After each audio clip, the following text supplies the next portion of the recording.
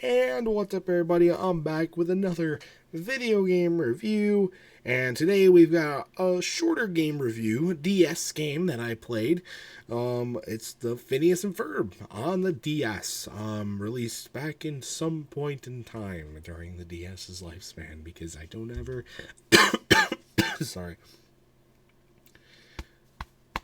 I never do like my research about the dates before I do this, guys. I just kind of play the games, get some of my notes on them, and then do the video, and then you get to see what the dates are in the title. So there you go. But thank you to LikunMiffery for giving me the game, or letting me borrow the game at least, and giving me the chance to play it. Thank you, thank you, thank you, thank you, thank you. And growing up, I wasn't the biggest Phineas and Ferb fan. I was definitely more of a Nickelodeon kid growing up, not a Disney Channel kid. But I did watch a decent amount of Phineas and Ferb, especially on like summer vacation and that kind of stuff. And I watched it again, like I think it was 10th grade science class. Our teacher really liked Phineas and Ferb songs, so he'd play them every Friday, and so I got to listen to more of that. I think it's a pretty good show. But even then I was not expecting this game to be as good as it was. I really wasn't. So I got a lot of thoughts. Let's just jump right into it, shall we? Yeah, like I said, game is extremely fun to play. Really, really, really good. And I like that. It's always fun when the game is good to play, and it's just more lighthearted, a little more simple, but also, you got a lot of things to traverse, things to see, things to do, and good ways they connect the show and all that kind of stuff. And the levels are fun, especially having again watched the show when I was younger. It was really, really good to see. So I like that. They do stop for a lot of tutorial instruction, in my opinion. Way too much of it. It is very, very annoying to like walk 5 steps, click a button, and then be stuck in a tutorial for 20 minutes and then do the same thing over and over and over and over again. It doesn't make any sense to me. But because it's not even like simple stuff that they're explaining either. It's just simple game mechanics that I think, in part, we could probably figure out on our own. It doesn't... I don't know, though. I don't know. It just doesn't really, I don't know. It just doesn't... It doesn't change. I don't know. The Candace meter is hilarious. I love the Candace meter thing. I wish you got to actually do the Candace chases a little bit more than you actually get to do in the game.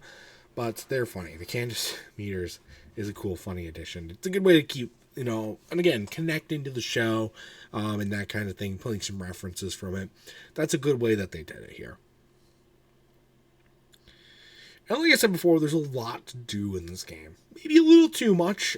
Some of the levels do go on for quite a while. There's a, a lot of, you're doing a lot of things where they maybe work together, or Phineas and Ferb work individually, and you're walking, and then you hit to build the puzzle, and then you gotta go scrummaging, and then build more puzzles, and then you gotta do your time trials with like collecting stuff when you're a finished product, and that's quite a lot to pack in for a game like this. It all fits. It all works well. It's definitely good stuff to add to the game, but maybe just a little bit too much is what I'll say.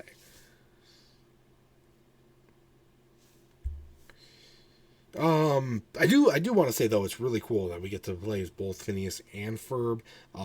That's a really, really cool touch. And the puzzles are, mid-tier difficulty. Not too hard, not too easy. Like, there's some times where, like, the tutorial level is, like, ultra difficult. Like, I didn't know how I'd fucking do it. And you get no time limit, so it's like, okay, how do you do this in a time limit? And then the one you actually get is, like, 20 times easier, and it doesn't make any sense. Why would you... I don't know, just maybe find a little more of like a middle ground sometimes. It's not always like that, but maybe sometimes a little bit more of it.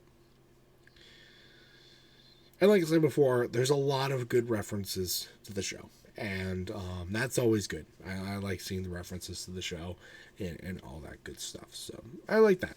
This is not a perfect game by all means, but it's a really, really fun game. It blew me away. I didn't have the highest expectations for it, but I was definitely very, very well surprised, and definitely enjoyed my time with it. And if you're a more hardcore Phineas and Ferb fan, like my 10th grade science teacher was, you'll probably like it a lot more than I do. So I would definitely recommend giving it a try if you get the chance.